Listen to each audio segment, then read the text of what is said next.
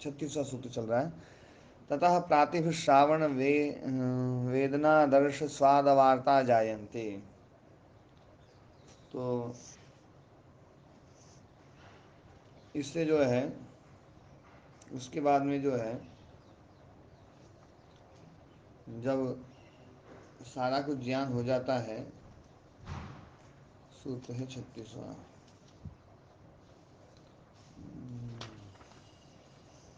और सत्पुरुष जो अत्यंत असंकीर्ण है, उनको अविशेष मानना, उनको अलग अलग ना मानना ही भोग है। और उनको पृथक पृथक मान लेना, उसमें स्वार्थ संयम करने से पुरुष ज्ञान होता है। तो उस पुरुष ज्ञान के होने से जो है अलग अलग जो है ज्ञान होता है। तो मन को तो प्रातिभ ज्ञान होता है, चित्त को ध्यान देना, मन को जो है प्रातिभ ज्ञान होता है। और श्रोत्र को जो है ना, दिव्य शब्द श्रवण जो है श्रावण ज्ञान होता है। त्वक को है ना जो है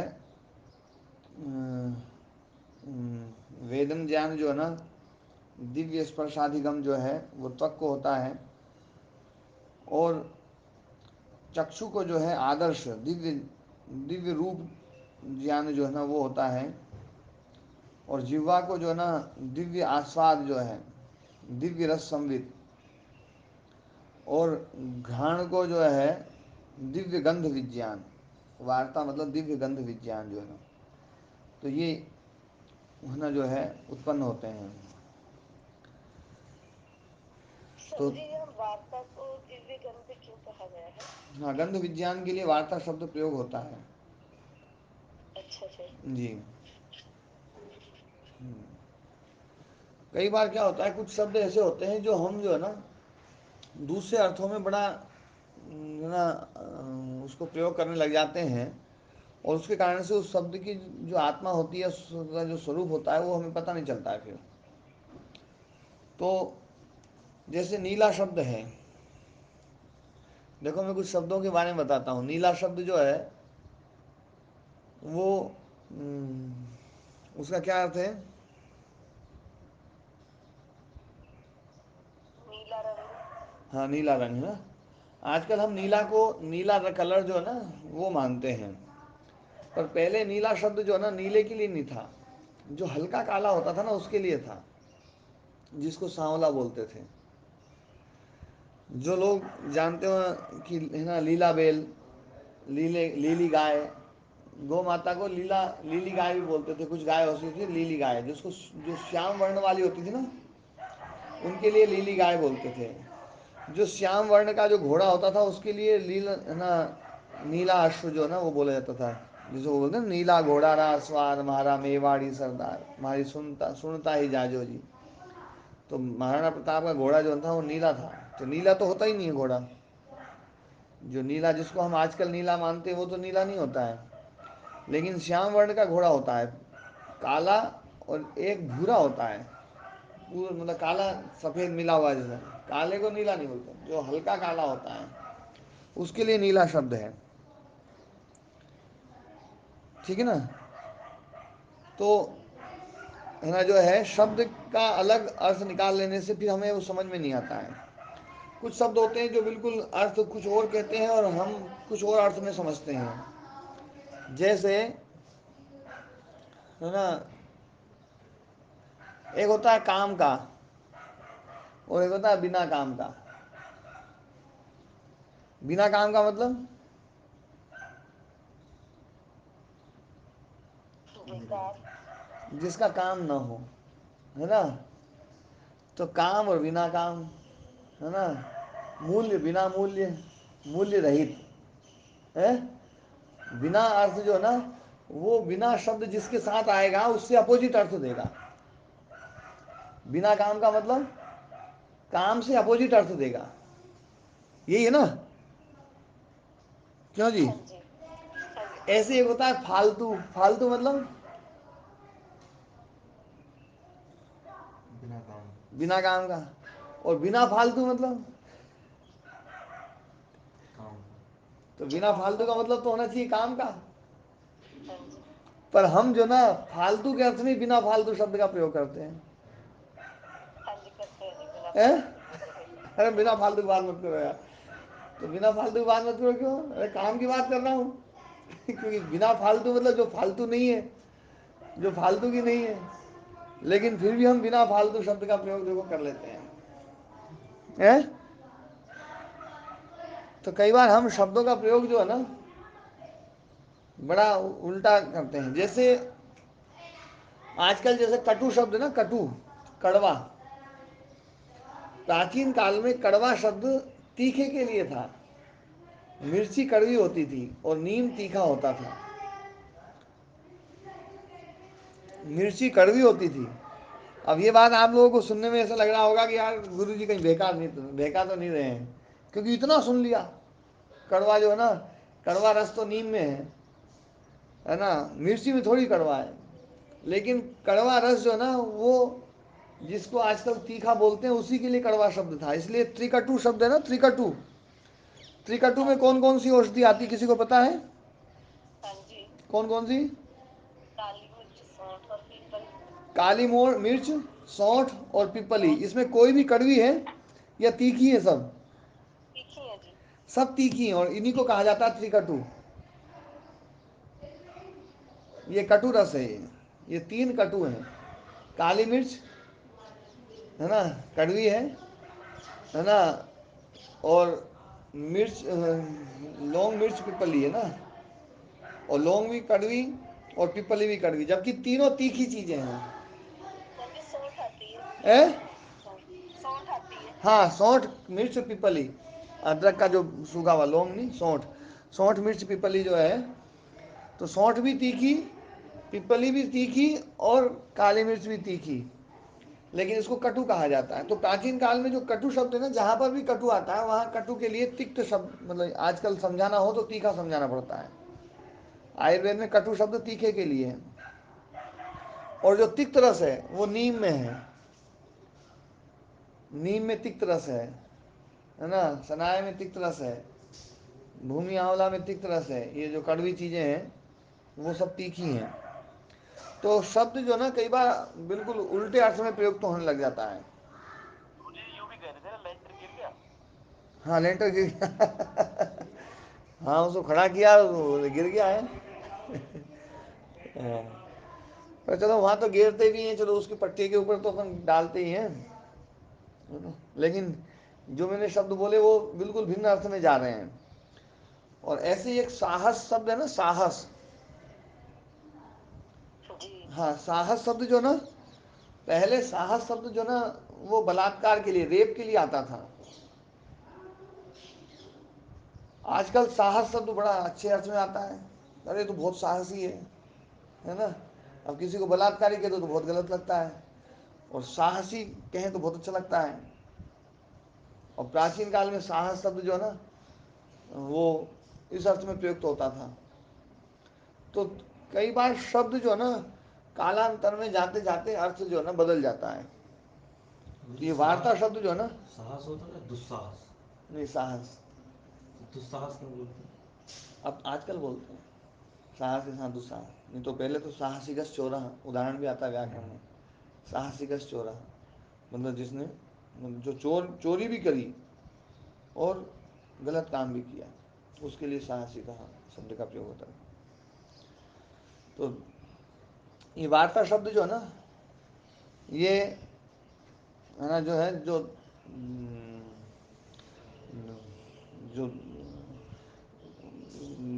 दिव्य दिव्य जो गंध। गंध विज्ञान है उसके लिए वार्ता शब्द का प्रयोग है।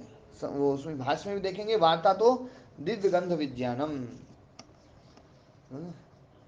तो ये बताया इसमें मुकेश जी। समझी बात तो दिव्यगंध विज्ञानम इति स्थानीय संजय। हाँ, तो ये वार्ता शब्द उसमें है। अब मुकेश जी वाली पुराण पढ़ते हैं। संघात भी जड़ है, यह भी परार्थ माना जाएगा। परार्थ ये संघात भी, संघात भोग अपर के लिए ही है। प्रातिभ ज्ञान, विवेक ख्याति से ठीक पहले उत्पन्न ज्ञान। तारक सिद्धि। प्रातिभ ज्ञान मन से संबंध, चित्त से संबंध। श्रावण ज्ञान श्रोत्र से। वेदन त्वचा से संबंध। आदर्श चक्षु से संबंध। दिव्य रूप का ज्ञान। वार्ता घ्राण से, नासिका से। स्वाद रसना इंद्रिय से, है ना।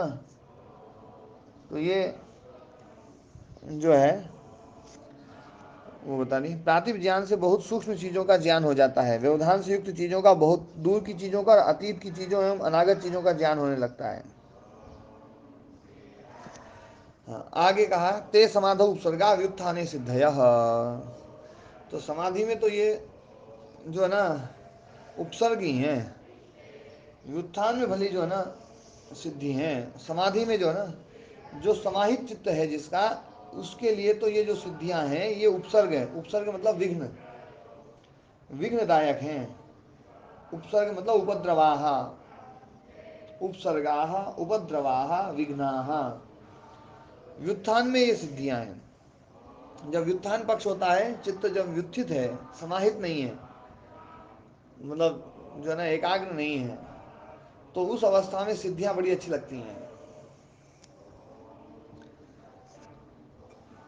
समाधि में ये सिद्धियां सब प्रकार से बाधक हैं। कल जो है हमारे अमृत स्वामी जी पूछ रहे थे, बोले महाराज जी जो है ना चित्त यदि काबू में आ जाता तो अपन सब अपन जो है ना उनको ले ही आते वापस, उनको वापस जिला लेते हैं।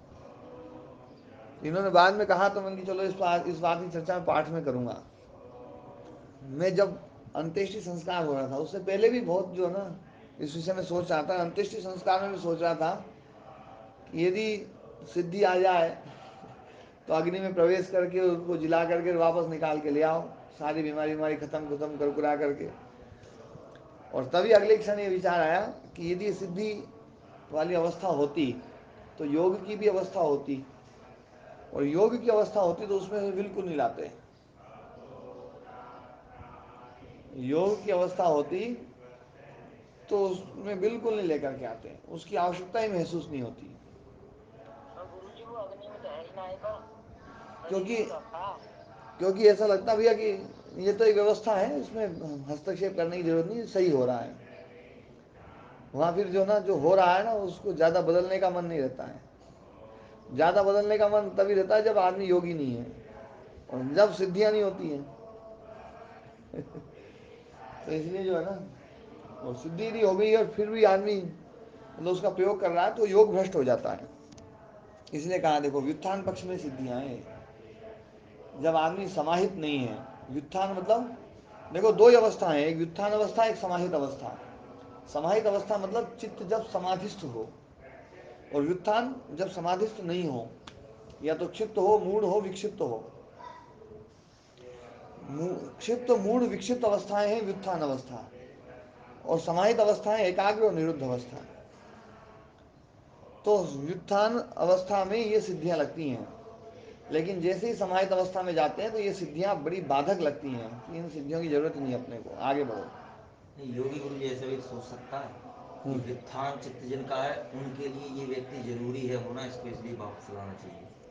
वो व्यक्ति जो है ना योगी जो है ना खुद के लिए सोचेगा तभी दूसरों के लिए सोचेगा। जब आपको जो है ना मान लीजिए मांस गलत लगता है तो आप मांस पकाने के लिए, मांस के लिए प्रयत्न नहीं करेंगे।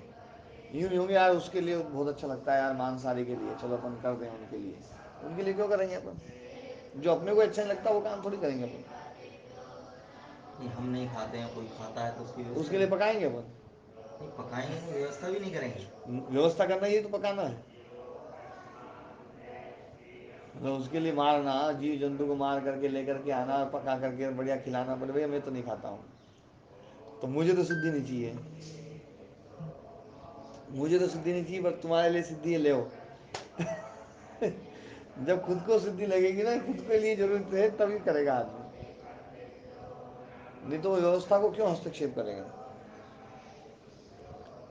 और पहले भी आई थी ये बात की, योगी जो है ना जो संकल्प लेगा वो काम हो जाएगा, लेकिन वो संकल्प वो ही लेता है जो है ना जो एक व्यवस्था जो चल रही है उस संकल्प से विपरीत संकल्प नहीं लेता है। नहीं तो है ना जो है उससे विपरीत संकल्प ले तो वो जो संकल्प है उस परम योगी का, क्योंकि उसको तो सदा मुक्त कहा जाता है, वो सदा मुक्त है, सदा ईश्वर है। जो सदा मुक्त है, सदा ईश्वर है, सदा ही योग अवस्था में है ना, सदा ही मुक्त है, तो उसकी जो व्यवस्था है उसकी व्यवस्था ही उसका संकल्प है। तो उसके संकल्प का विघात योगी कभी नहीं करेगा। तो ये उसकी व्यवस्था है या नहीं है?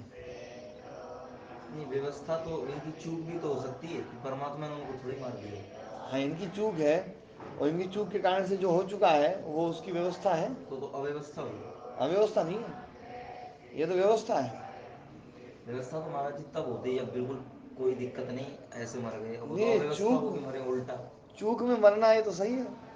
हाँ, चूक नहीं होती फिर मर जाते तो अव्यवस्था हो जाती है, फिर तो अव्यवस्था होती। चूका आदमी और फिर मरे तो फिर तो व्यवस्था ही है। अव्यवस्था कैसे हो गई? अव्यवस्था तो वो होती है जब सब कुछ ठीक है। नहीं, आप यही बोल रहे हो चूक हुई इनकी। हाँ, डॉक्टर लोगों की आप बताए ना, हाँ, डॉक्टरों के किसी की भी चूक हुई है, किसी वो की सब भी, स्वतंत्र है ना। तो ये तो अव्यवस्था हुई। ये सब स्वतंत्र है।